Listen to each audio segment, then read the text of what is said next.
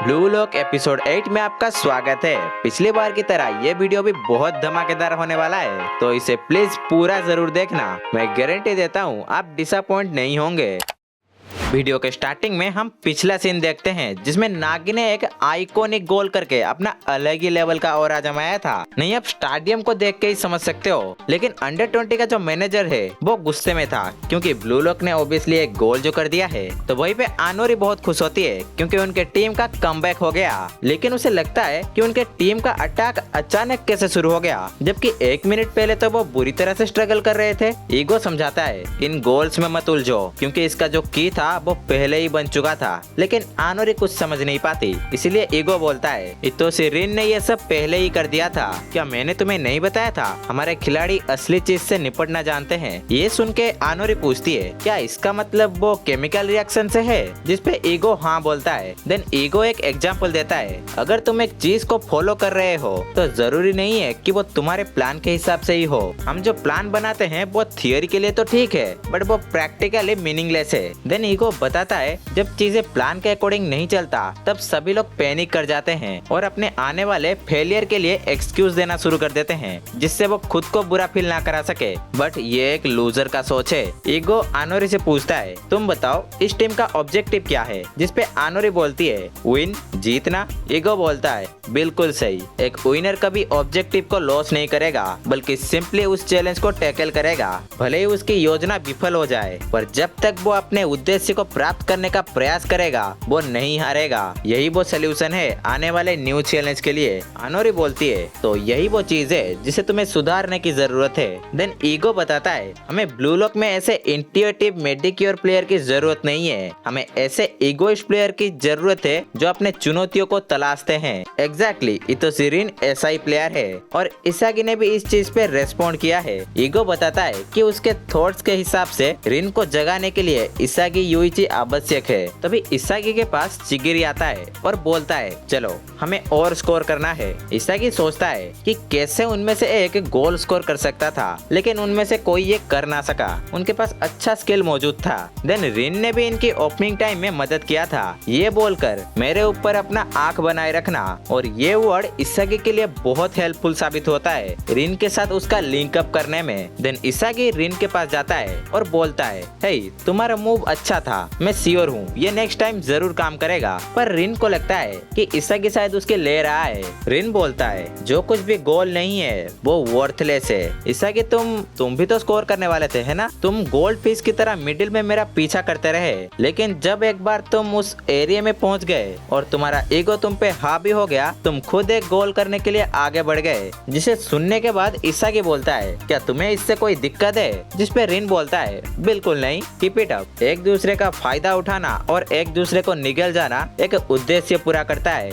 इस तरह का ट्विस्टेड रिलेशनशिप हमारे लिए हेल्दी है। देन इसागी समझ जाता है तो यही हमारा गतिशीलता है जो इन अभिनव नाटक का निर्माण करता है। एंड दिस टाइम वो दूसरी टीम के लिए भी खतरा बन चुके हैं, पर ये फाइट कोई कंफर्टेबल फाइट नहीं होने वाला, बस गोल करो और कुछ नहीं। देन कमेंटेटर बताता है कि फर्स्ट हाफ खत्म होने में बस 15 मिनट बचे हैं। किसने सोचा था कि ये इस तरह से खत्म होगा? सच में यार भाई अभी पूरा इंटेंस सिचुएशन है, दोनों टीम के ईच पॉइंट है। खैर मैच कंटिन्यू होता है और बॉल साई के पास मौजूद था। तभी रिन यहाँ आता है और साई से बोलता है हे हम दोनों यहाँ 30 मिनट से मौजूद हैं, पर तुम कोई हाय हेलो नहीं कर रहे। वैसे भी ये तुम्हारा गेम नहीं है, तो इस गेम में मैं तुम्हें सरपास करूंगा। और वो बॉल लेने की कोशिश करता है, पर इतोशी साई का बॉल पर अच्छा कंट्रोल था। इसागी रिन की मदद करने के लिए आगे आता है, लेकिन जो रिन था वो उसके ऊपर चिल्लाने लगता है तुम हमारे बीच मत पड़ो, ये हम दो भाइयों के बीच का लड़ाई है। लेकिन रिन बॉल को छू नहीं पाता, जिससे साई बॉल को बड़े ही फुर्ती से लेके आगे बढ़ जाता है। तभी रिन उसे रोकने की कोशिश करता है, लेकिन जो साई था वो उल्टा उसे धक्का दे देता है और बोलता है अगर तुम मेरे छोटे भाई की तरह बिहेव करोगे तो मुझे कभी भी सरपास नहीं कर पाओगे, और बॉल को लेके आगे बढ़ जाता है।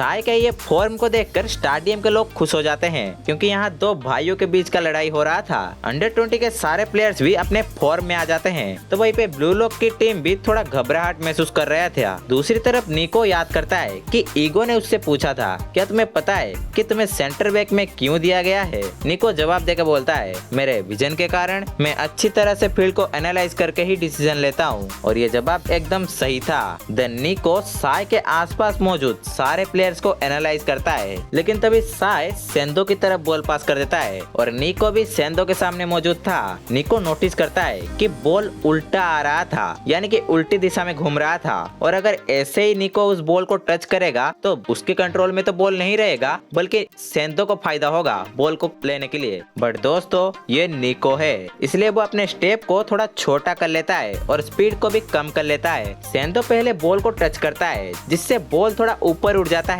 देन निको वहीं पे बॉल को किक मारता है जिससे बॉल को कारासु रिसीव कर लेता है। कारासु काउंटर अटैक के लिए रेडी था। वो बॉल को लेके आगे बढ़ता है पर उसके सामने दो प्लेयर मौजूद थे। देन कारासु बोलता है कि उसने भी अपना एनालाइज कंप्लीट कर लिया है। अंडर 20 का जो डिफेंस है वो 3 फोल्ड की तरह है।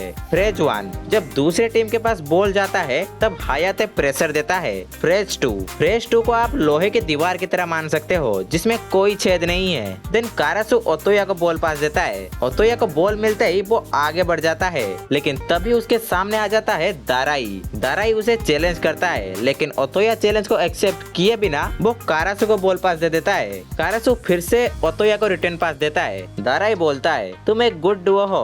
देन जो सिचुएशन था वो पहले से भी ज्यादा क्रिटिकल हो जाता है क्योंकि ओलिवर यहाँ पहुँच चुका है। ओलिवर बोलता है, तुम्हारे लिए बुरा लग रहा है निंजा, लेकिन जो ओतोया था वो बोलता है, पागल, किसने कहा कि हम एक डुओ हैं? और वो बॉल को किक कर देता है जिससे बॉल चिगिरी के पास जाता है जो कि भागते हुए आ रहा था। चिगिरी का एबिलिटी है कि वो बहुत तेज दौड़ सकता है। देन चिगिरी बॉल को लेकर किसी बुलेट ट्रेन की तरह दौड़ता है। ओलिवर उसे रोकने के लिए तो आगे आता है बट चिगिरी उसके सामने से बिजली की तरह निकल जाता है। इस सीन को देख के ऑडियंस से ज्यादा कमेंटेटर खुश थे क्योंकि उनका टीआरपी जो बढ़ रहा है। चिगिरी एक स्ट्रेट लाइन में भागता है और ओलिवर भी उसका पीछा करता है, लेकिन चिगिरी जहाँ मौजूद था वो वहाँ से गोल नहीं कर सकता, इसलिए उसे किसी को पास देना होगा। उसका नजर पड़ता है कारासु के ऊपर और वो उसे ही पास दे देता है। कारासु अपनी तरफ बॉल आता हुआ देख के खुश हो जाता है क्योंकि वो भी एक गोल करना चाहता है, लेकिन उसके खुशी में पानी फेरने वहाँ साय आ जाता है और बॉल को उछाल देता है जिससे जो बॉल था वो रिन के पास चला जाता है, यानी कि मौका बचा है भाई। बट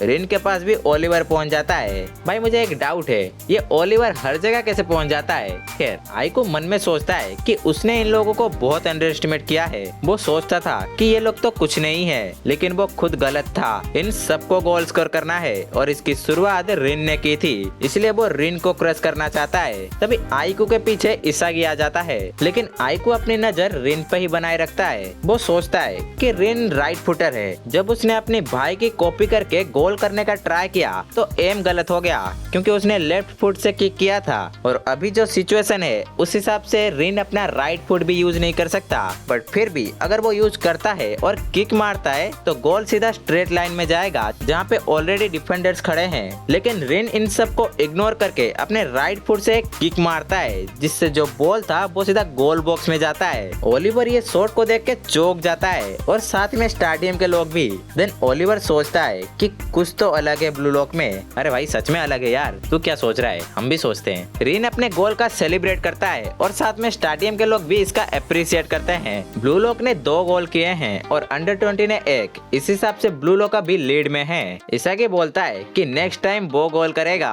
दूसरी तरफ अंडर 20 मायूस थे। ओलिवर आके उनसे सॉरी बोलता है क्योंकि उसे लगता है कि इन सब में उसकी गलती है, लेकिन उसके टीममेट्स उसे दोष नहीं देते क्योंकि वो सीरियसली नहीं खेल रहे थे। दूसरी तरफ साय सेंदो को सुनाता है, तुम एक लाउजी प्लेयर हो, तुम्हें चांस दिया गया बट तुम कुछ नहीं कर पाए। देन साय बोलता है, अगर तुम हार गए तो अंडर 20 पर उनका कब्जा हो जाएगा। खैर मुझे फर्क नहीं पड़ता। उसके बाद ओलिवर सबको बोलता है, लेट्स गो गाइस। अब मैच को सीरियसली लेने का समय आ चुका है। गेम रीस्टार्ट होता है और बॉल साई के पास था। अंडर 20 के जितने भी अटैकर्स थे वो रिन के साथ ही आगे आ जाते हैं। साई सेंदो को बॉल पास करता है और सेंदो एक दूसरे प्लेयर को। उसके पास इसागी और बाचिरा आ जाते हैं। इसागी बोलता है कि लीड को मेंटेन करने के लिए सारे प्लेयर्स नीचे आ गए हैं और ऊपर बस नागी बचा है। तेरू के पास और कोई ऑप्शन ना होने के कारण वो सीधा जो को पास देता है। जो बॉल को लेके आगे बढ़ता ही है कि उसको काउंटर करने के लिए निको आ जाता है, पर फायदा कुछ नहीं होता। जो बॉल को किक कर देता है, बट गागामारू एक मुक्का मार के बॉल को काउंटर कर देता है। टाइम बस खत्म हो गया था, लेकिन तभी एडिशनल टाइम मिल जाता है 1 मिनट का। बॉल उड़ के सीधा साई के पास आता है। साई को डिफेंड करने के लिए बाचिरा और इसागी आते हैं, लेकिन साई उन्हें झटका देके आगे बढ़ जाता है। देन साई का जो ये पोज दिखाते हैं, आहा भाई क्या ही सीन है यार। साई इन्हें बीट करके एक जबरदस्त किक करता है, जिससे बॉल सीधा सेंदो की तरफ आता है, पर सेंदो इस बॉल को रिसीव करता उससे पहले ही रीन आके इस बॉल को किक कर देता है, जिससे बॉल सीधा उड़ के साई के पास ही जाता है और वो एक जबरदस्त किक मारता है, जिससे बॉल सीधा गोल बॉक्स की तरफ आता है। गागामारू अपना 100% देता है, पर वो बॉल के पास पहुंच नहीं पाता।